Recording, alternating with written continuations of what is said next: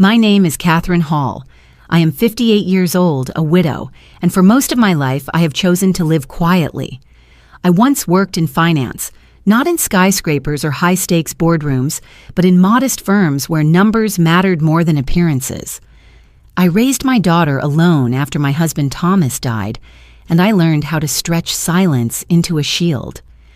People see me as plain, even burdensome, because I never flaunt wealth or status. What they never see is that silence, when chosen carefully, can be the sharpest weapon. That night, at my daughter's engagement dinner, that silence was tested in front of everyone. The restaurant glittered with crystal chandeliers, wine glasses shimmered under the lights, and laughter swirled like smoke across the tables. Ethan, my daughter Clara's fiancé, stood at the center of it all. He looked every bit the successful young lawyer, handsome, confident, trained to win attention. Clara sat beside him, radiant in her satin dress, her eyes full of nervous pride. I sat further down the table, in my navy dress, wearing the same sapphire necklace Thomas once gave me. It was the only luxury I carried into that room. Ethan lifted his champagne glass and smiled, his voice carrying over the music. "Tonight," he said, "we celebrate not only our love but the joining of families. And here," he pointed toward me with a flourish, "here is the family burden nobody wants." The words sliced through the air like glass shattering on marble.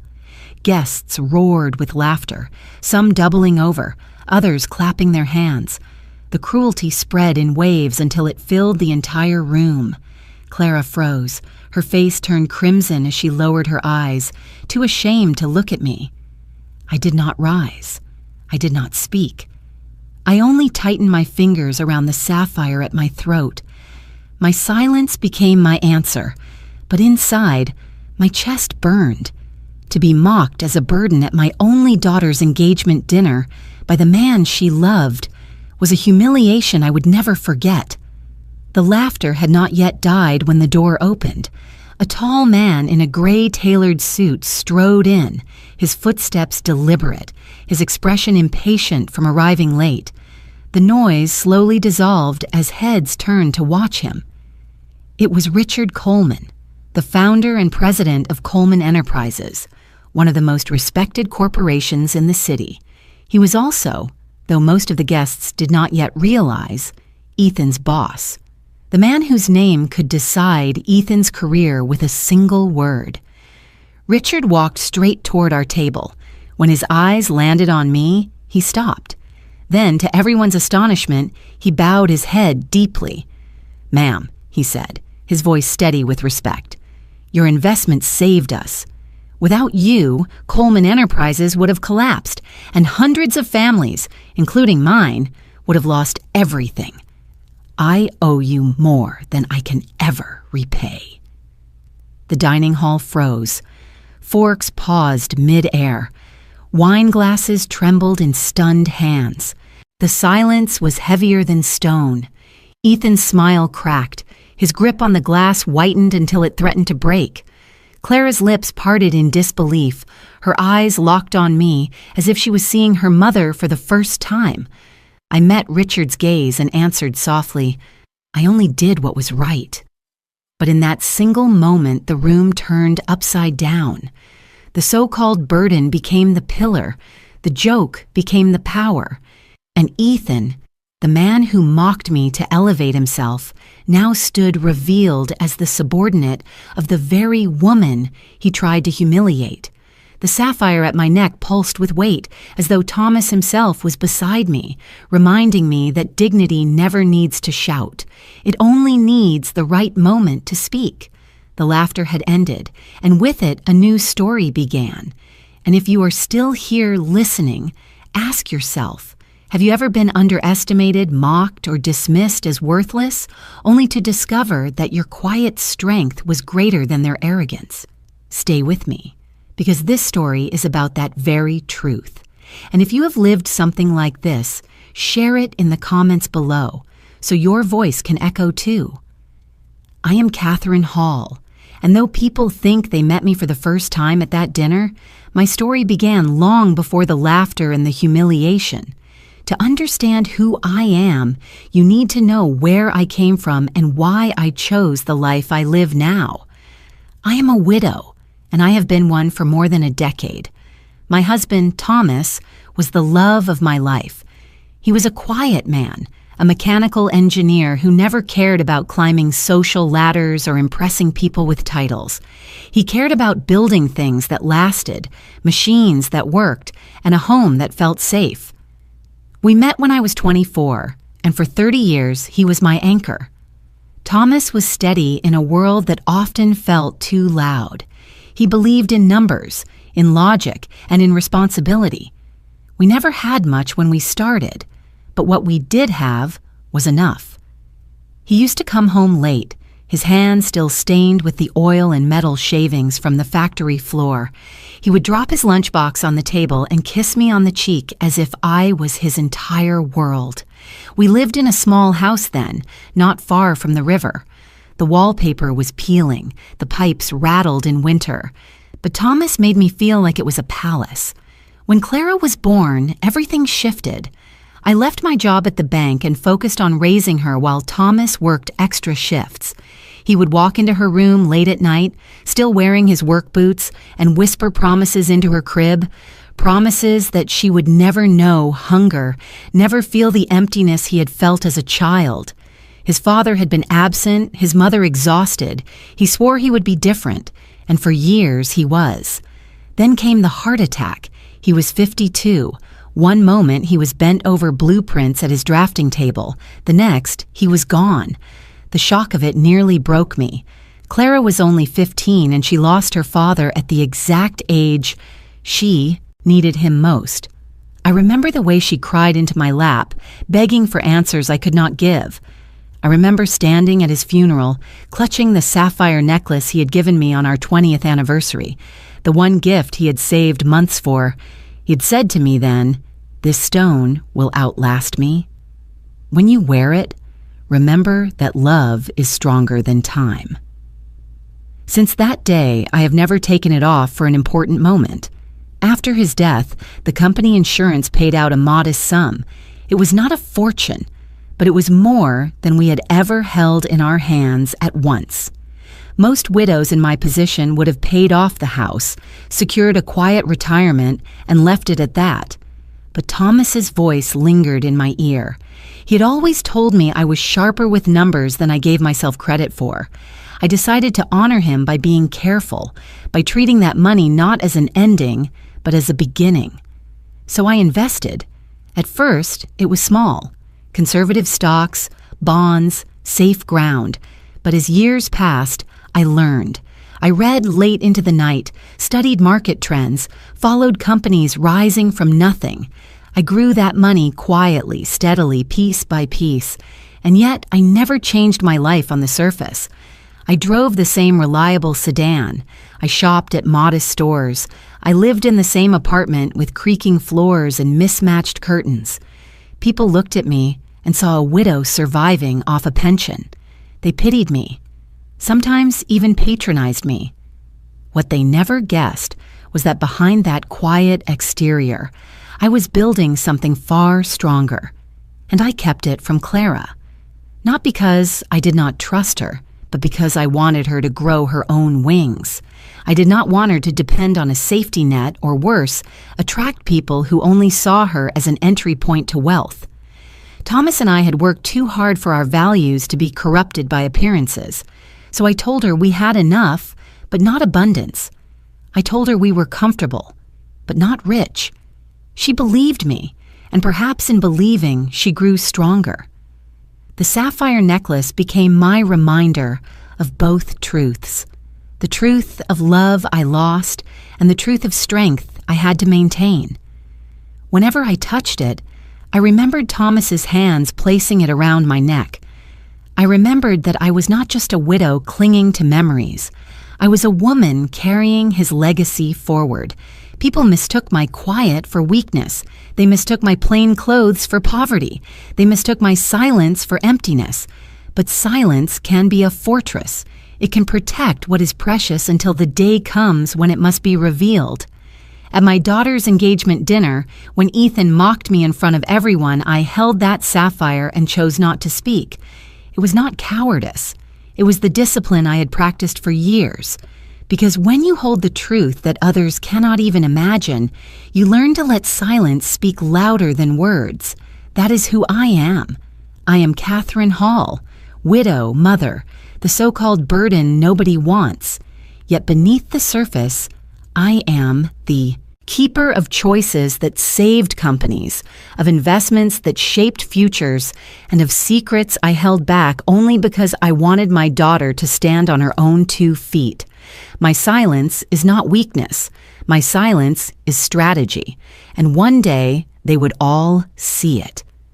After the engagement dinner ended, the silence in the car ride home was louder than the laughter that had humiliated me.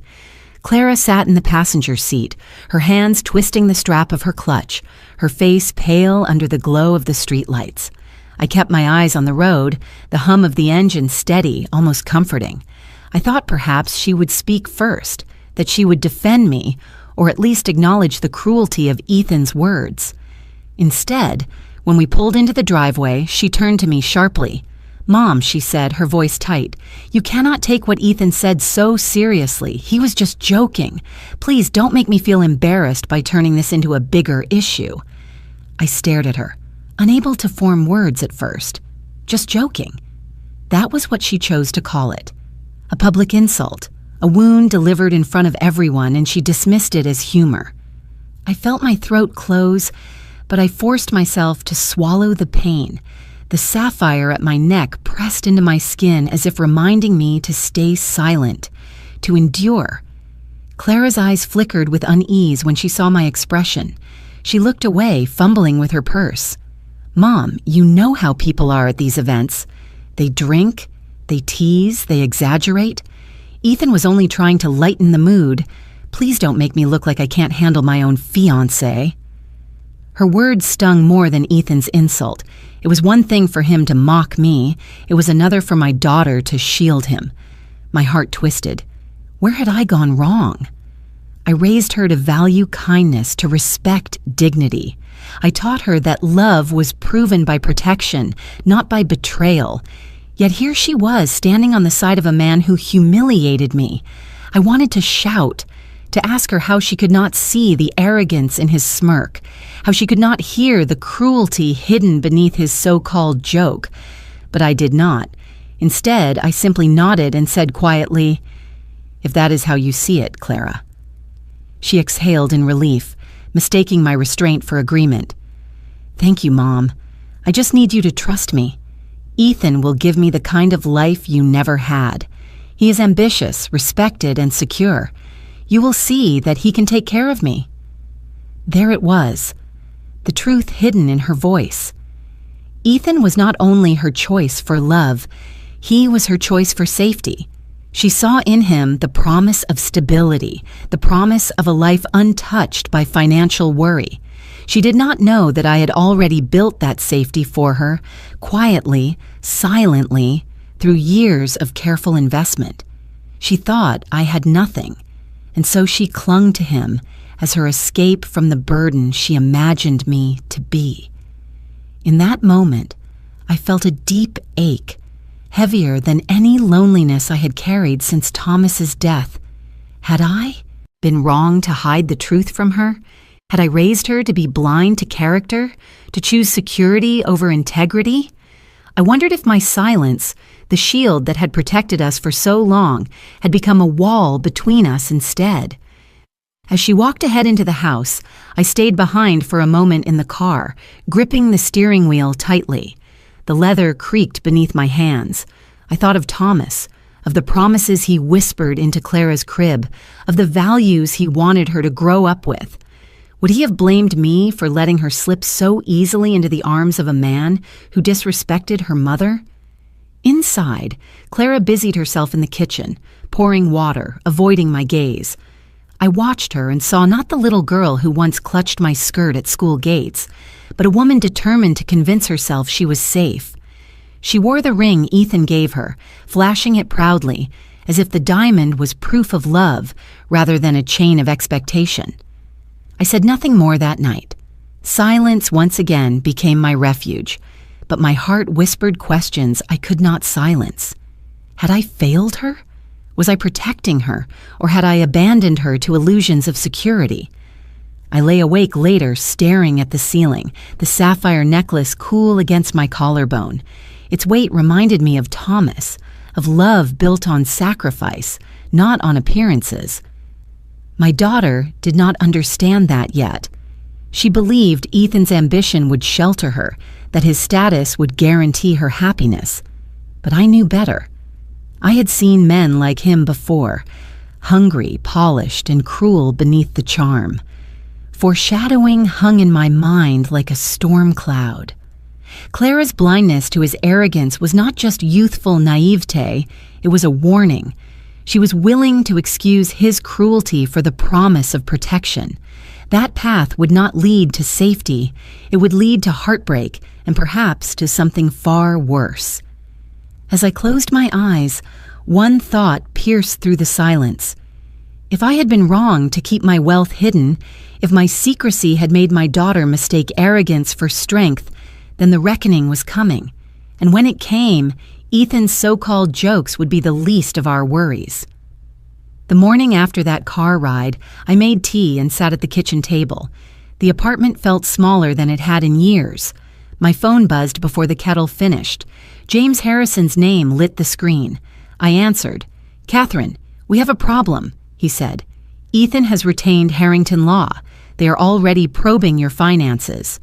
Their memo outlines 3 angles: concealed assets, tax evasion, and alleged stock manipulation related to Coleman Enterprises. The kettle whistled. The night before, I had been mocked as a burden. Now, I was a target. I moved the kettle off the burner and poured slowly, watching steam rise like a thin veil between me and the life I thought I still controlled. "What do they have?" I asked. "And what do they think they have?" "Fragments," James replied. "Public filings, old addresses, a list of LLCs that look anonymous to amateurs. Harrington is trying to tie your entities to trades in Coleman. They are hinting at Rule 10 B5 violations, insider trading, and failures to file beneficial ownership reports." I steadied my breathing. "We have filed every form required." "We have," he said. 13G when you crossed 5%. Amendments when needed, disclosures when private placements occurred. But Catherine, accusations do not need to be true to do damage. They only need oxygen. The tea went bitter on my tongue. I stared at a tiny crack in the tabletop. Ethan wanted humiliation amplified by the state. Shame is private. Scandal is televised. James continued. Harrington's partner, Leonard Cho, is aggressive. He leaks. Headlines could precede subpoenas. I walked to the window and pressed my palm against the cool glass. Outside, delivery trucks groaned up the street. "What is our posture?" I asked. "Defensive or preemptive?" "Preemptive," he said. "I want a clean timeline of your positions, bank confirmations, 1099's K1S, Schedule D entries, every Form 4 where you advised officers to wait, not trade. We will prepare a letter to Harrington, firm, factual, and immediate. And Catherine, start a contemporaneous journal today. Dates, calls, impressions. If this escalates, your memory becomes evidence." My hand went to the sapphire at my throat. The facets caught the winter light. Thomas had given it to me on a night when we had nothing but faith. I heard his voice again, calm, patient, uncompromising. "Never let anyone else control your story." "I hear you," I said. "I will control mine." After the call, I opened the metal box in the hall closet. Folders rested there like quiet soldiers. Brokerage statements, partnership agreements, correspondence from years of careful work.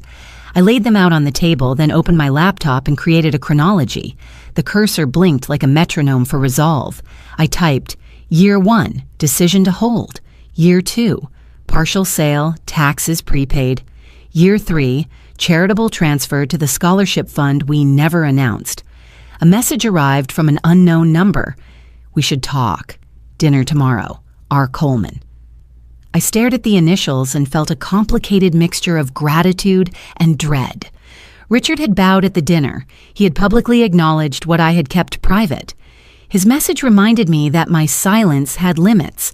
I did not reply. By noon, James sent a secure link. I uploaded scans, signed declarations, and a short statement of investment philosophy. Plain words, no spin. Quiet profit, long horizons, no inside edges. Then I called Clara. She did not answer. I left a message. Safety is not a ring or a title. Safety is the character of the person who stands beside you. I wanted her to hear that even if she refused to understand it today. I wanted her to be safe. I wanted truth to outrun charm. I needed control before rumors wrote me. The afternoon darkened early. I walked to the corner copy shop, made certified duplicates, and mailed packages to James's office and my accountant. On the way back, snow began to fall, soft, deliberate, erasing footprints faster than they were made. I thought of how easily records can be misunderstood when taken out of sequence, how easily kindness can be misnamed weakness, how easily a woman can be rewritten by men who want her contained. At dusk, James called again. "One more thing," he said. "Harrington scheduled an informal meeting. They want you present next week with counsel. It is voluntary. They are hoping to spook you into contradictions." "I prefer the written record," I said. "I know," he replied, "but this is theater. If you decline, they will say you are hiding. If you attend, they will try to bait you. We can bring a court reporter and treat it like testimony. Every question, every pause on the record." I looked at the sapphire. It seemed darker now, a small night sky resting against my skin. "Book it," I said. "And James, I want the first 5 minutes. I will state my name and my purpose. I will set terms."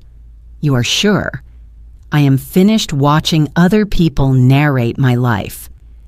When the call ended, I wrote Thomas's sentence on an index card and slid it under the glass on my desk. "Never let anyone else control your story." I said it aloud once, then again, slower, letting the rhythm fix my breath. Somewhere between humiliation and strategy, a boundary formed. Ethan could mock me. Harrington could circle. But the story would be mine. That night, I slept with the document stacked neatly beside the bed and the phone on silent. Before I turned out the light, I touched the sapphire and made a quiet promise. To tell the truth, to protect my daughter, and to meet whatever came next without fear.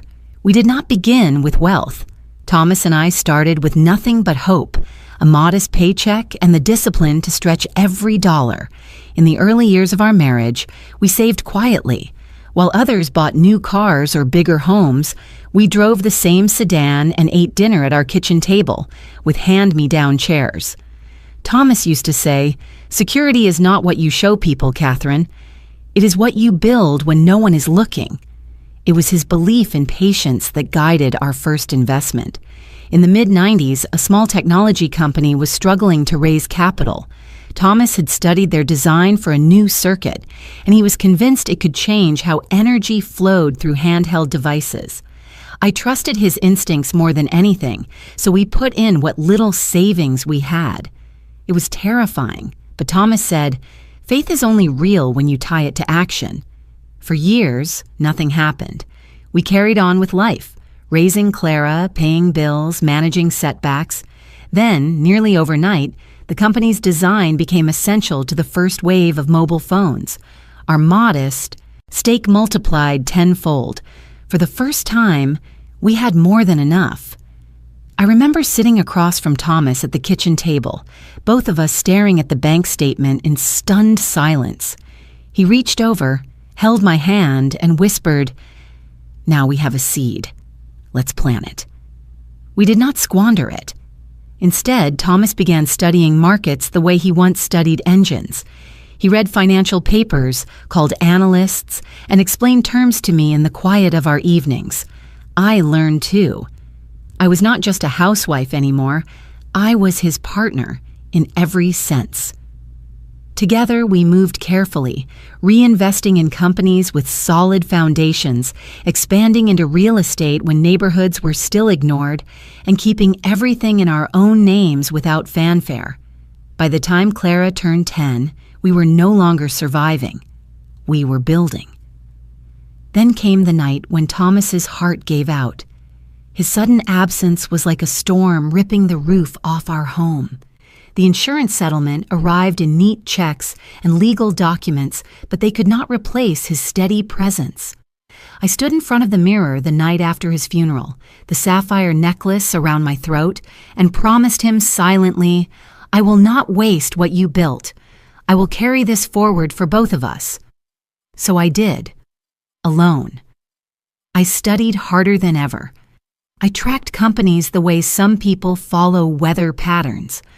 I learned how to spot undervalued firms, how to create small shell companies for privacy, how to diversify so that a single storm would not sink me. The investments grew steadily, not in a blaze of glory, but like a river carving rock, slow, persistent, undeniable. Coleman Enterprises was one of those opportunities. Years ago, when their expansion nearly bankrupted them, I bought quietly through a holding company. On paper, it looked like a faceless investment group. In truth, it was me. I believed in the company's backbone. I believed its employees deserved more than collapse at the hands of poor management. My shares increased until I was their largest silent investor. To outsiders, I was invisible. To myself, I knew exactly what I had become, a woman capable of steering futures without ever stepping onto a stage. But I never told Clara. I let her believe we were modest, that my small apartment and my careful spending were all we had. She thought I relied on Thomas's pension and a little consulting work. She never saw the folders stacked in my closet or the accounts that bore quiet witness to years of discipline. Why did I keep it secret? Because I wanted her to grow strong. I wanted her to find work, to know the pride of earning her own way, to choose love based on character rather than on inheritance. If she had known the truth, would she have built her life differently? Would she have drawn men like Ethan even sooner, men who sniffed out wealth the way wolves scent blood? I could not risk it. That secrecy became my silent truth. I carried it through birthdays, through Clara's graduation, through lonely anniversaries without Thomas. Each time I touched the sapphire necklace, I remembered the vow I had made, to protect both the fortune and the values behind it. People saw a woman living quietly in an old apartment. They pitied me. But pity is a mask that kept me safe. And so the burden Ethan mocked at the engagement dinner was not a burden at all. It was a fortress of choices, stacked brick by brick in silence. The cruelest irony was that Clara, my own daughter, still thought she needed him for safety. She had no idea she already had safety because of me. That is the unspoken truth I have carried all these years, and it is both my strength and my sorrow. We met in Harrington Law's glass conference room on a gray Tuesday. The city pressed against the windows like a witness. James sat to my right with a yellow legal pad. Ethan faced me across the table, his jaw set, his attorney, Leonard Cho, arranging a neat stack of folders as if symmetry could win a case. A pitcher of water sweated onto a silver tray.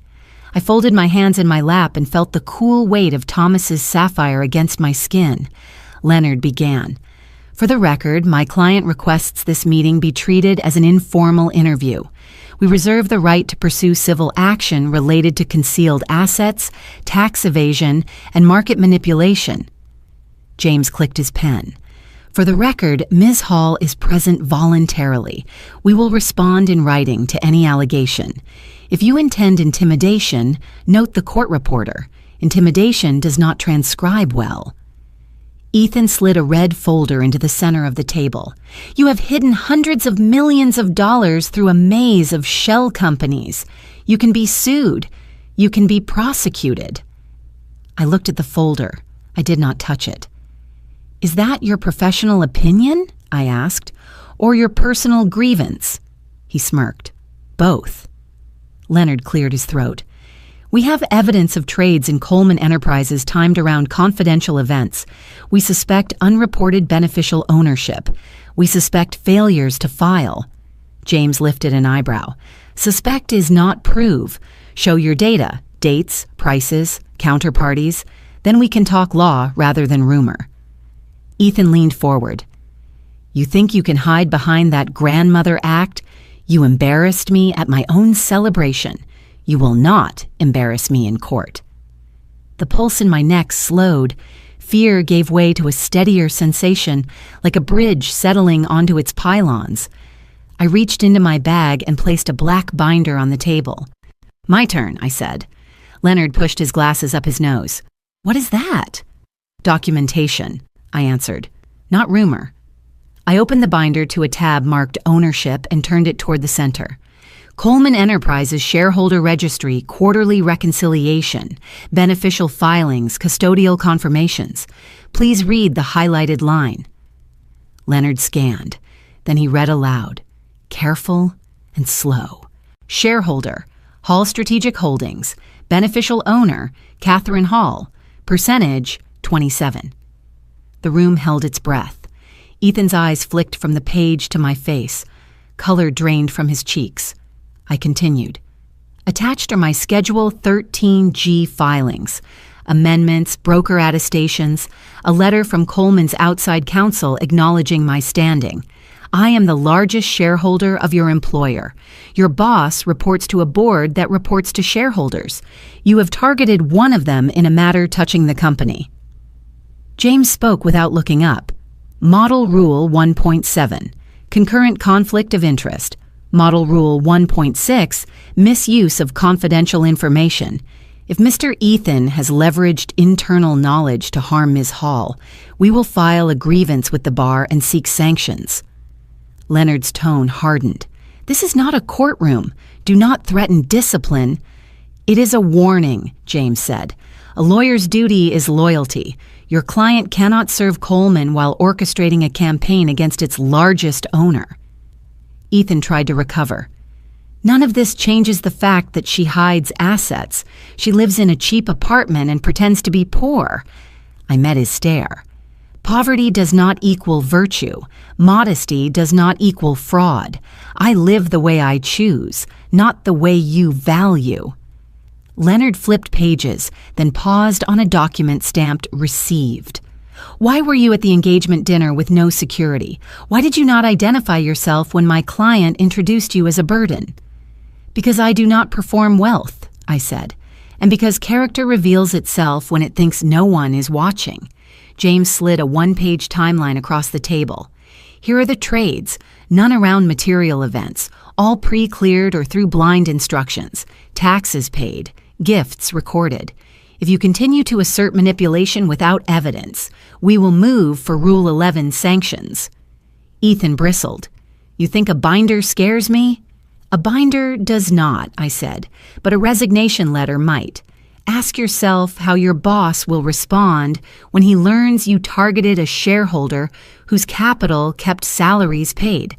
Ask yourself whether he values your ambition over the stability of his board. Silence gathered like rain. The court reporter's keys whispered. Leonard closed the folder. When he spoke, the bravado was gone. We will review and respond. James nodded. Do that, in writing. Ethan stood abruptly. His chair scraped the polished floor. This is not over. No, I said, rising. It is only the first time you have seen me clearly. We stepped into the hallway. The air smelled faintly of toner and cold wool. James rested a hand on the binder. You were firm without anger. Well done. I exhaled. My hands are shaking. That is fine, he said. The law does not grade hands, it records facts. As we waited for the elevator, I touched the sapphire at my throat. I remembered Thomas's sentence, the one I keep under glass on my desk. Do not let anyone else control your story. Ethan expected me to cower. He expected me to retreat into apology. Instead, I placed the record in the center of the table. I put the truth where even his arrogance had to read it. The elevator opened with a soft chime. I stepped in, James beside me, the doors sliding shut on the reflection of a woman who finally decided to stop being rewritten by other people's mouths. Outside, snow began to fall, quiet proof that storms can be survived together. When I returned home after that meeting with Ethan and his attorney, I thought the weight of silence might finally lift. I had placed the truth on the table. I had shown documents that could silence even the most arrogant accusations. But silence never lasts long in families.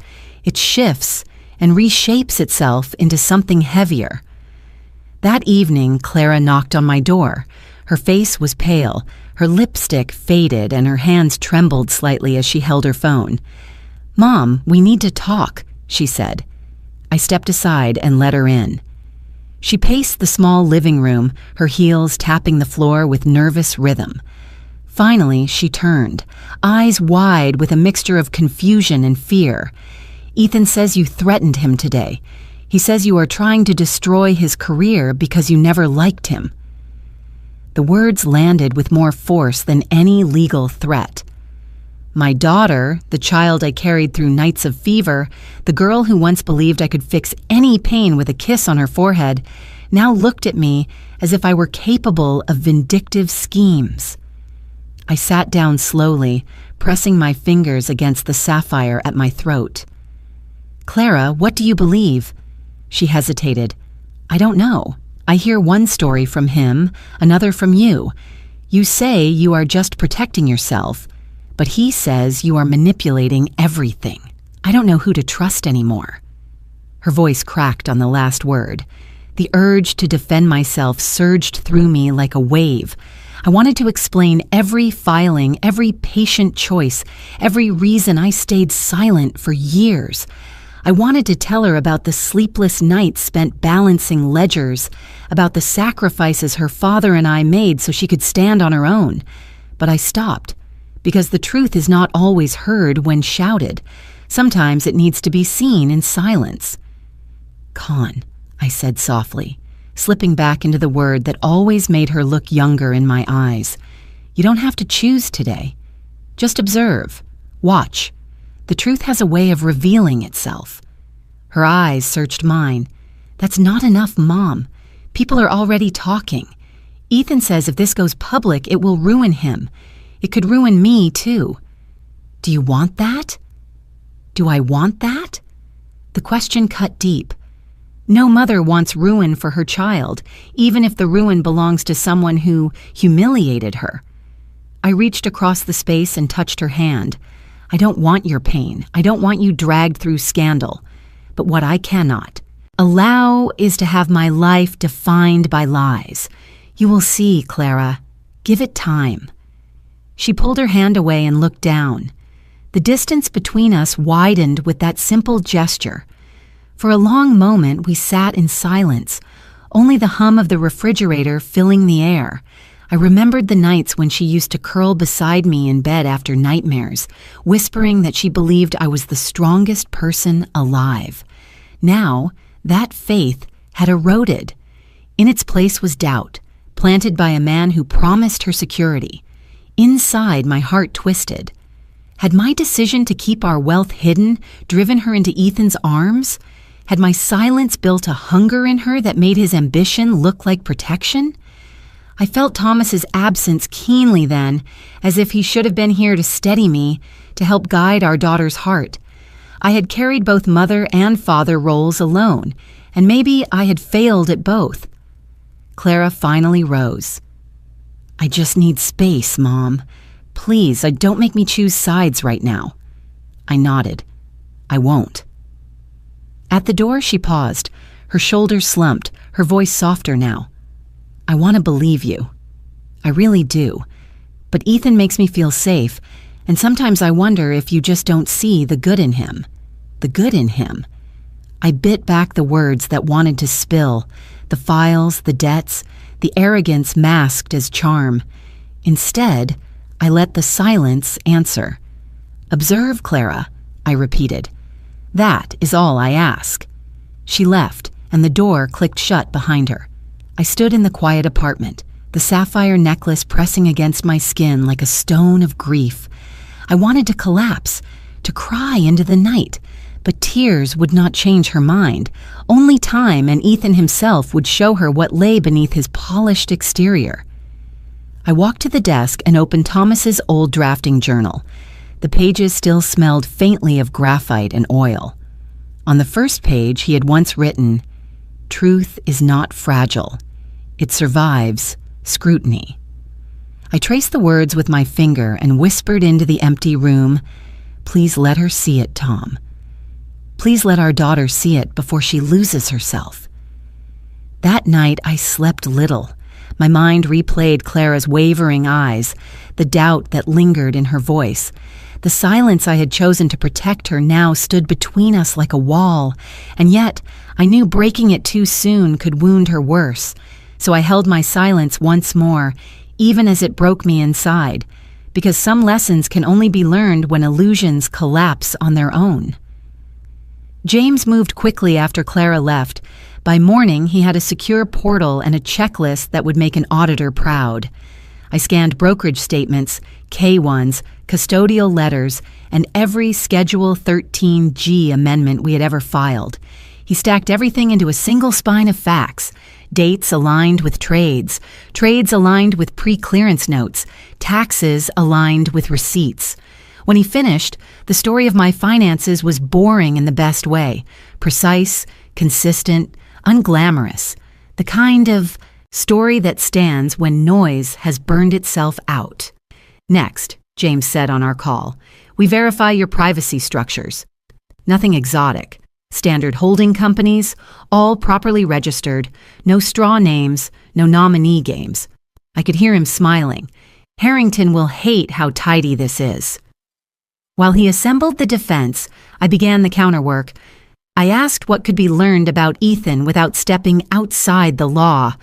Public records, civil dockets, lien notices, property filings, and the detritus of status he left on social media. It was all there, if one knew how to read it. James referred me to a forensic accountant he trusted, a woman named Priya Patel who loved clean ledgers and verifiable math. We gave her permission to search. Within days, patterns surfaced. Ethan's life was polished on the outside and hollow on the inside. The leased German sedan, the luxury watch on a monthly subscription plan, the downtown apartment in his name, but largely paid on revolving credit. The private club fees covered by a personal loan with a punitive rate. Student debt lingered. Credit cards carried balances near their limits. A line of credit had been increased twice in 12 months. He had negotiated a higher draw from his firm, then spent it before the ink dried. Priya mapped cash flows against posts and purchases. The night he took Clara to the rooftop restaurant and promised he would protect her forever, he paid with a card that cleared only after 3 attempts. The weekend he rented a lake house for photographs. He split the cost with 2 friends, then captioned every picture as if he owned the shore. Image was not just vanity, it was strategy. A court docket revealed 2 quiet settlements, one with a landlord for damages after a party, one with a high-interest lender for a default cured at the last minute. None of it made him a criminal. All of it made him dangerous to a young woman who believed safety arrived wrapped in polished manners. I felt a steady ache I could not dismiss. If Clara married him, she would spend years apologizing for bills that arrived like weather. Why her? I asked myself. Then I answered the question I already knew, because Ethan thinks she is a key. He believes there is money behind the Hall name, not flashy, not loud, old, patient, and hidden. My modest apartment had fooled many people. It had not fooled him. As an associate inside Coleman's orbit, he could smell capital the way a diver tastes salt before seeing the sea. James forwarded an internal firm newsletter Ethan had helped draft. In a paragraph about shareholder relations, he had written a line that caught my eye.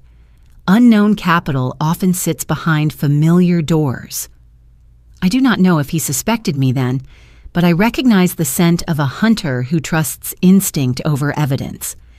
In the middle of this work, an email arrived from a name I did not recognize. Marisol Reyes, line supervisor, Coleman Enterprises.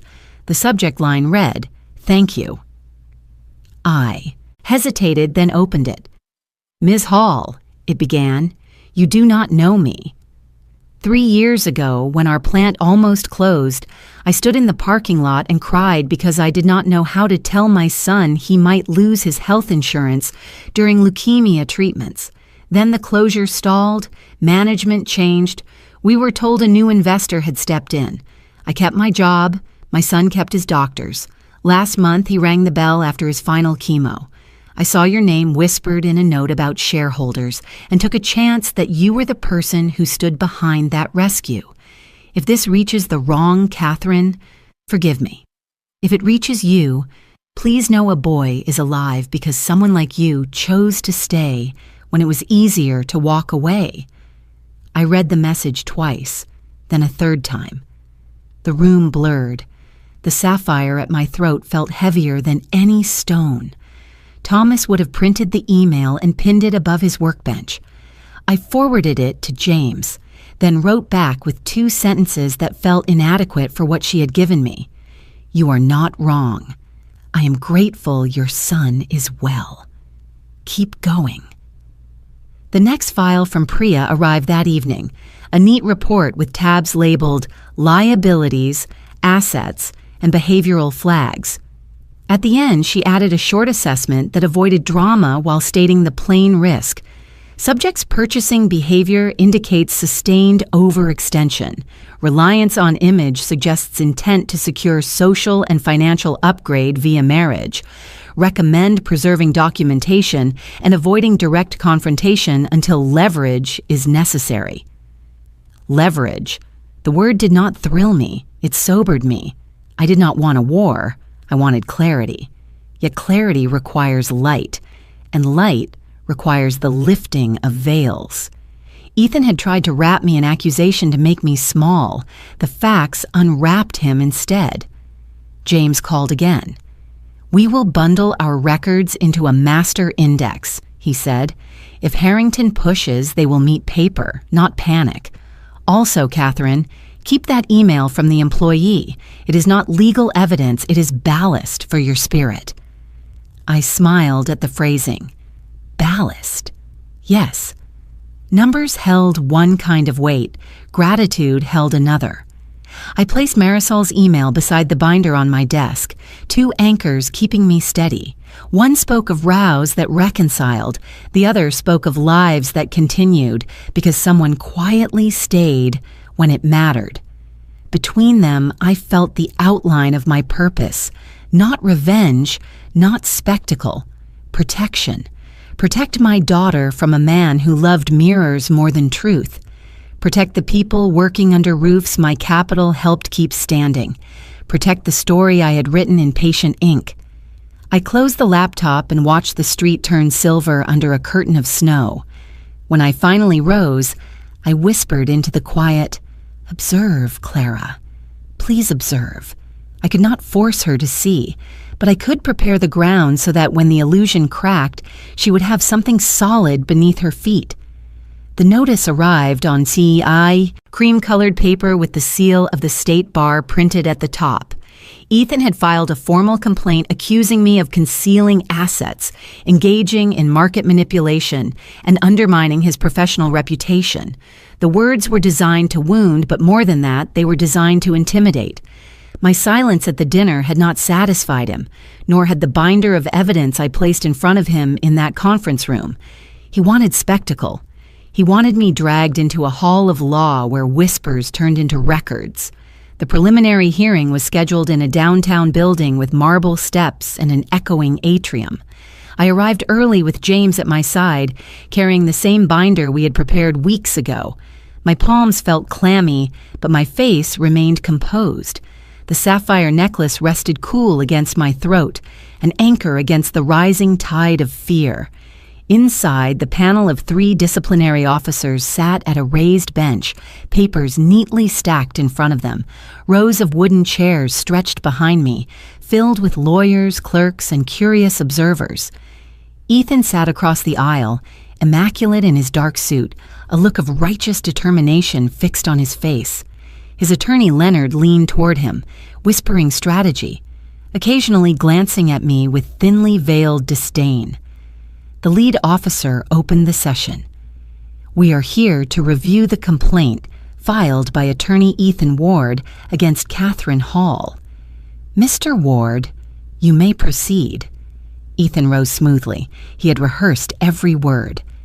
"Members of the panel, I come before you not lightly but out of duty.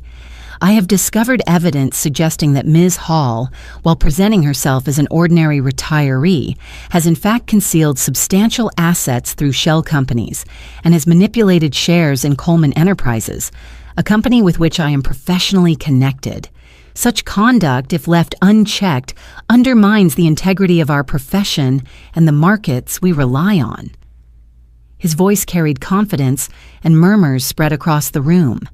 He sat down, satisfied, and glanced at Clara, who sat near the back.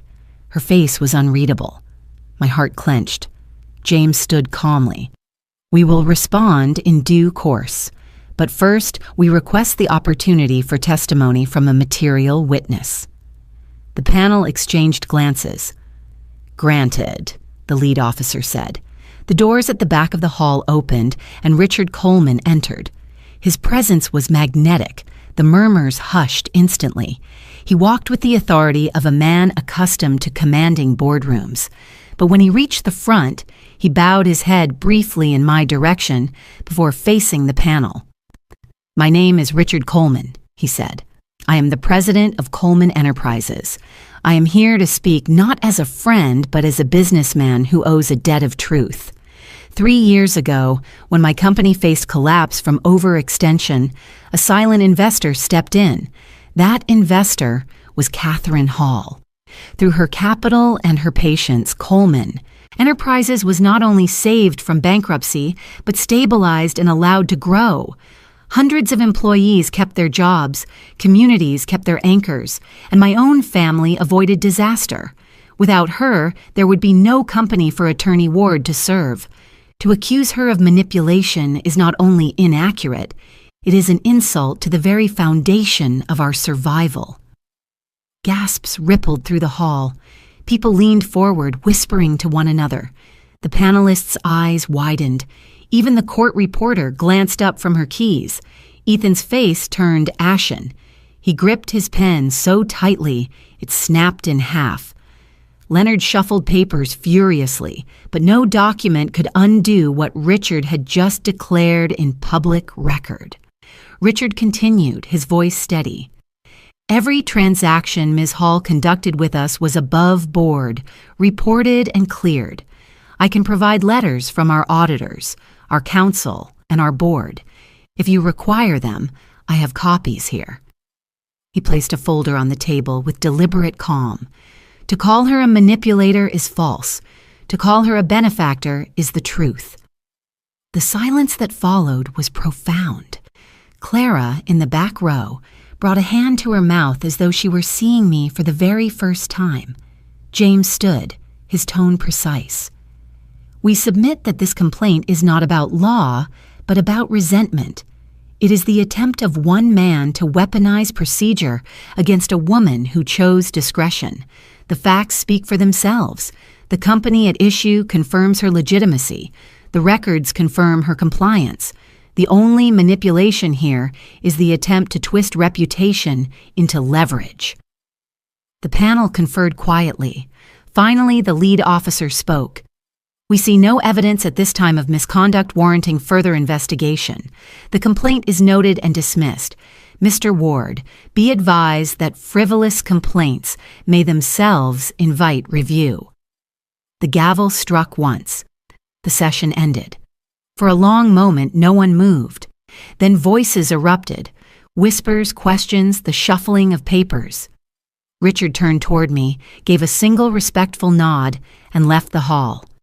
Ethan stood rigid, his jaw clenched, while Leonard whispered furiously in his ear. Clara looked at him, then at me, her expression torn between confusion and dawning recognition. I rose quietly, gathered my binder, and walked toward the door. Every step felt heavy with memory. Thomas's voice, the years of silence, the vow to protect Clara. Outside, the winter air cut sharp against my cheeks, but it also tasted clean. James joined me on the steps. You did not have to say a word. The truth spoke for you. I touched the sapphire at my throat. Thomas always said silence can be power. Today, it was. Behind us, the hall still buzzed with disbelief. Inside, Ethan's carefully polished image had cracked in front of his peers. And for the first time, Clara had seen that her mother was not a burden to be mocked, but the woman whose quiet choices had saved an empire. The owl news came less than a week after the hearing. James called me early in the morning, his voice calm but edged with satisfaction. Ethan's firm has terminated him, effective immediately. They cited conflict of interest and conduct unbecoming. I sat at the kitchen table, tea steaming in front of me, and let the words sink in. Ethan Ward, the man who mocked me at my daughter's engagement dinner, who weaponized law to paint me as a fraud, was now unemployed. Worse for him, James explained, the state bar had opened an inquiry into whether his frivolous complaint and misuse of insider knowledge constituted an ethical violation. Disbarment was no longer a far-off threat. It was a shadow creeping closer each day. That afternoon, I walked past the law firm on my way to meet James. Through the glass doors, I saw two receptionists whispering while a man carried a banker's box down the hallway. It was Ethan. His perfect suit looked wrinkled, his hair disheveled. He kept his head down, but I could see the fury in the way his jaw worked as he clutched the box. Files, framed certificates, and a few desk trinkets peeked out. The image of control he had always curated was gone. He looked small, like a boy caught cheating on an exam. Word spread quickly. In legal circles, reputation can collapse faster than finances. Ethan had spent years constructing the persona of the polished young associate destined for partnership. But clients do not like scandal, and partners do not like liability. The man who once mocked me as a burden had become one himself, to his firm, to his family, and to the image he tried so hard to project. Clara saw it too. She called me late one night, her voice trembling. "Mom, it's true, he lost his job. They're saying he might lose his license. He didn't even come home tonight." I closed my eyes, pain and relief warring in my chest. "Where is he?" "I don't know. He said he was meeting someone about money." "Mom, I don't understand. He always told me he was secure, that he had everything under control. But now I'm finding letters from creditors, past due notices. There are accounts I never even knew existed." Her voice cracked. "I thought he was protecting me. I thought he was strong." I wanted to gather her into my arms like when she was a child, but all I could do was let her words spill through the phone. She was beginning to see what I had seen all along. The next morning, she came to my apartment.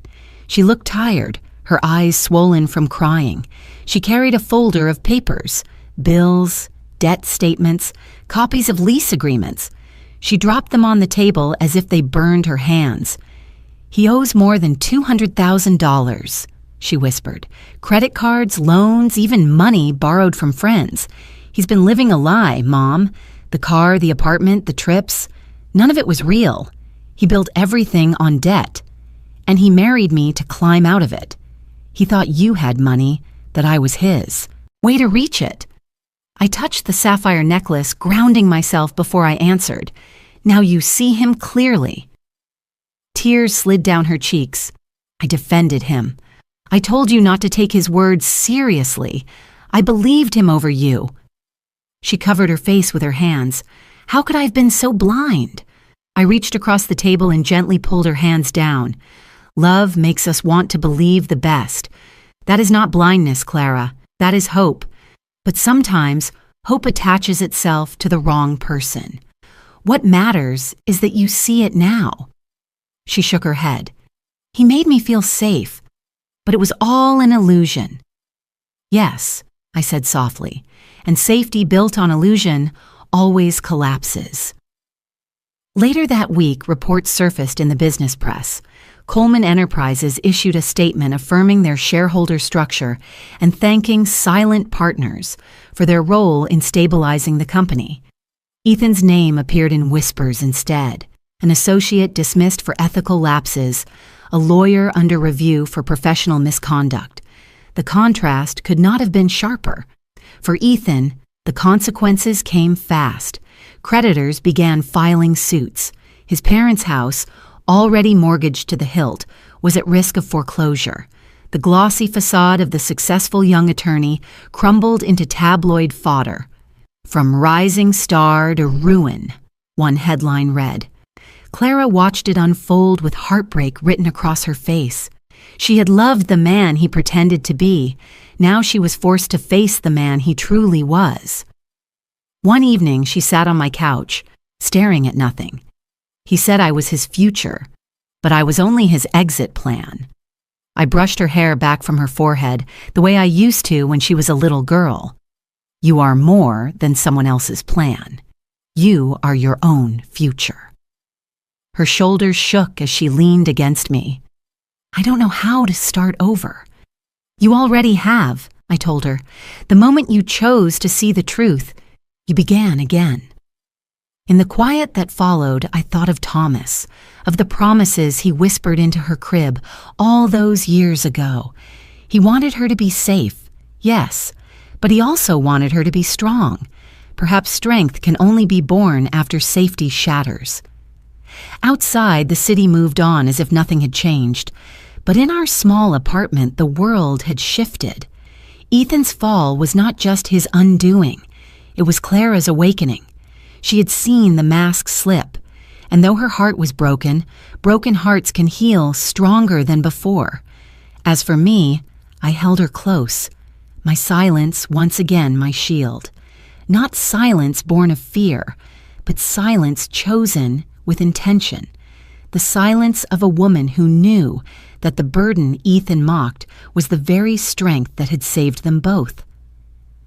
Clara arrived at my apartment late in the evening, long after the sun had set. I opened the door to find her standing in the hallway, her shoulders slumped, her eyes red and swollen from hours of crying. For a moment, she just stared at me, as if searching for the right to step inside. Then the dam broke. She rushed forward and collapsed into my arms, sobbing against my shoulder. "Mom," she gasped between tears. "I'm so sorry. I'm sorry for not listening, for defending him, for letting them laugh at you.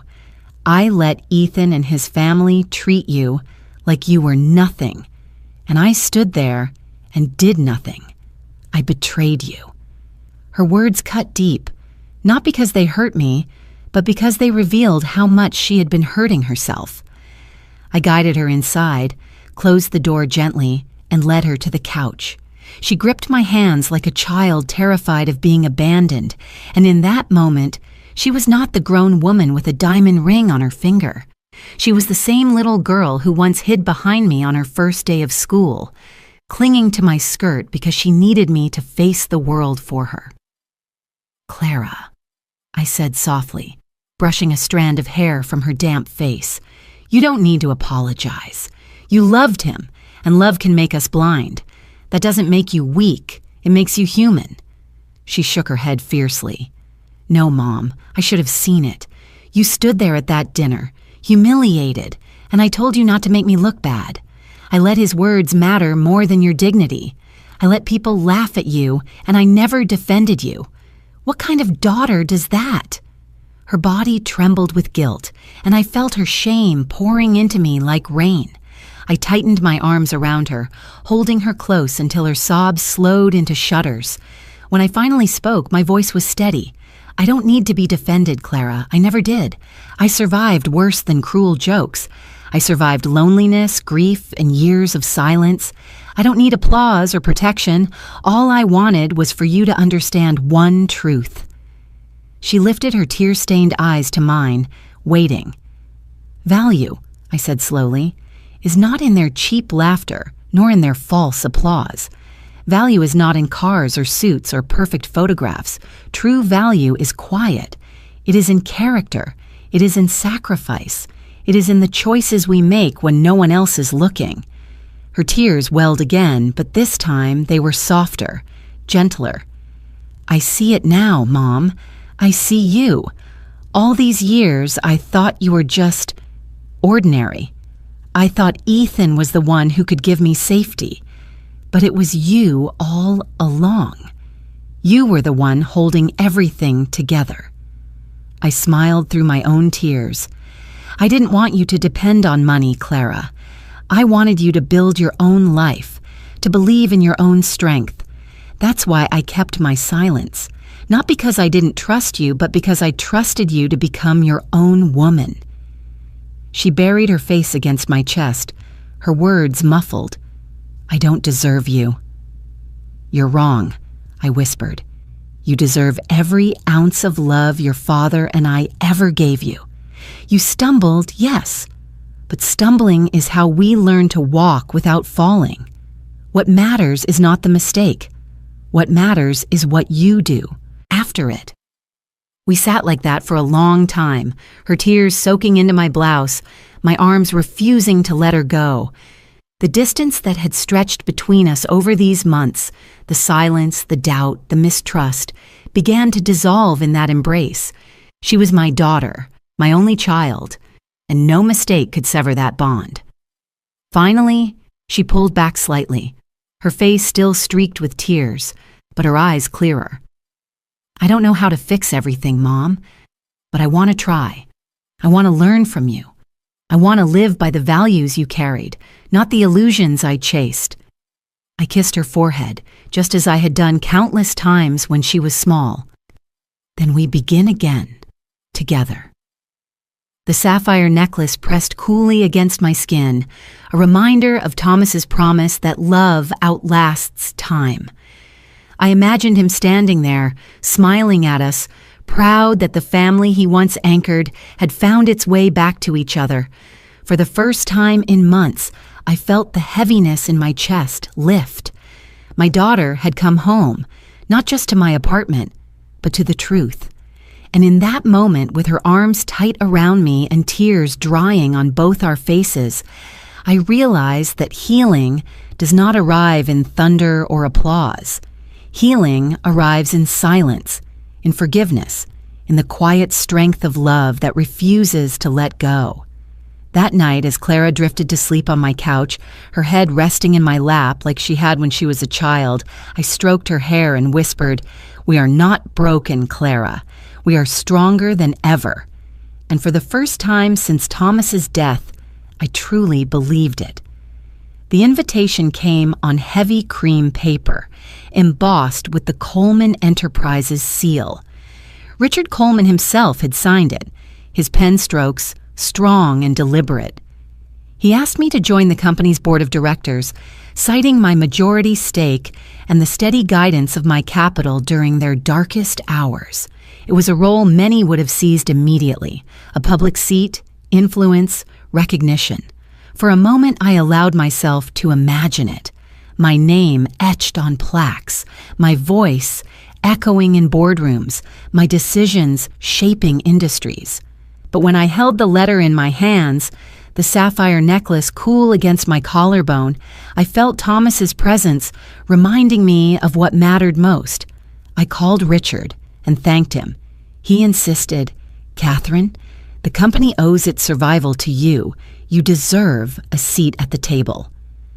I smiled gently, though he could not see it through the phone. "Richard, I never rescued Coleman for power. I did it because I believed in the people behind those walls, the engineers, the factory workers, the families depending on paychecks. My late husband, Thomas, taught me that the truest measure of strength is how many lives you lift quietly. That's all I ever wanted." There was silence on the line, and then Richard said softly, "Then what would honor you?" The answer had been growing inside me for years, waiting for the right time. "A scholarship fund," I said, "for young students who dream of engineering but cannot afford the path. I want it named after Thomas Hall, the man whose vision started everything. Let Coleman administer it if they choose. But I don't want my face on magazine covers or my name at gala dinners. I want to see children given a chance to do what Thomas never finished. Richard exhaled slowly. That would be extraordinary. We will make it happen. So the Thomas Hall Scholarship Fund was born. I transferred a portion of my dividends into a dedicated trust, large enough to secure generations of opportunity. The paperwork was dry, full of legal clauses and tax structures, but beneath those words lived something alive, a promise that a boy or girl in a small town, holding nothing but curiosity, could step into a laboratory or classroom without fear of bills crushing their future. When the fund was announced, journalists tried to draw me out, hoping for sound bites and photographs. I declined every request. The story was not mine. It belonged to the children whose lives would be rewritten. It belonged to Thomas, who once sketched designs by candlelight because electricity bills were too high. It belonged to every family who had once prayed for a door to open.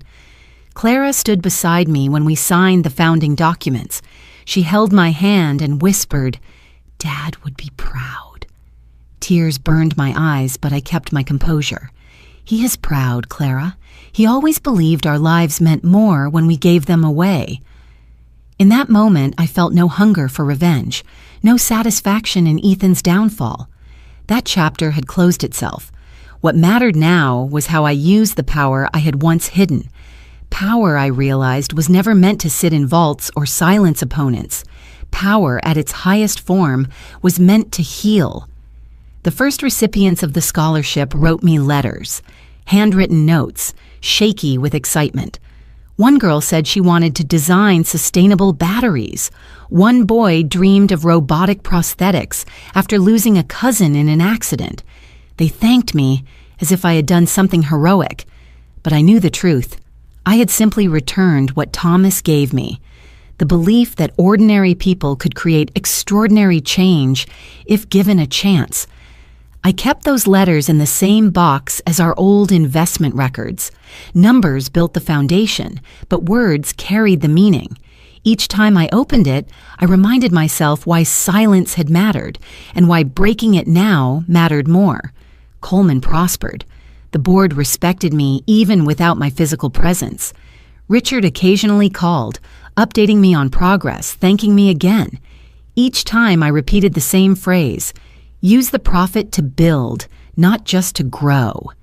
He laughed once and said, "You sound more like a founder than a shareholder."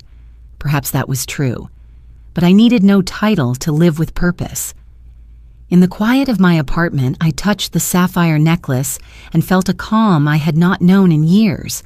The humiliation at the orgy dinner, the accusations, the hearing, they were storms that had passed.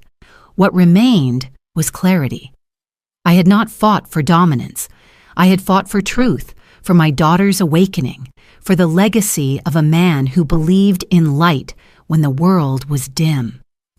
The healing did not come in thunder. It came in the soft click of a pen signing a scholarship trust. It came in Clara's tearful smile when she finally understood her mother's worth. It came in the quiet knowledge that dozens of young dreamers would walk into classrooms because someone they would never meet had chosen generosity over vengeance. Power could have made me feared. Instead, it made me free. And freedom, I realized, is best spent giving others the chance to stand. That was the closure I needed. Not revenge, not recognition. Healing. Clara ended the engagement quietly, without spectacle or bitterness. She returned the ring to Ethan in a small box, her voice steady as she told him it was over. There were no tears that day, only the clarity of someone who had finally seen the mask for what it was. She told me later, "I thought he was my safety, but safety built on lies is just another kind of prison." Those words told me my daughter had grown stronger, even through heartbreak. She moved into a smaller apartment of her own and began working on a project she had long hidden in the shadow of Ethan's ambition. Clara had always loved design, the way small details shaped how people felt in a room. She enrolled in classes at a local institute, funding herself through long hours and quiet determination. I watched her find her footing, not as someone's fiancée or someone's daughter, but as a woman with her own vision. There was pain, yes, but there was also resilience. She was walking a path Thomas would have admired. One evening, weeks later, the apartment smelled faintly of chamomile and lemon polish.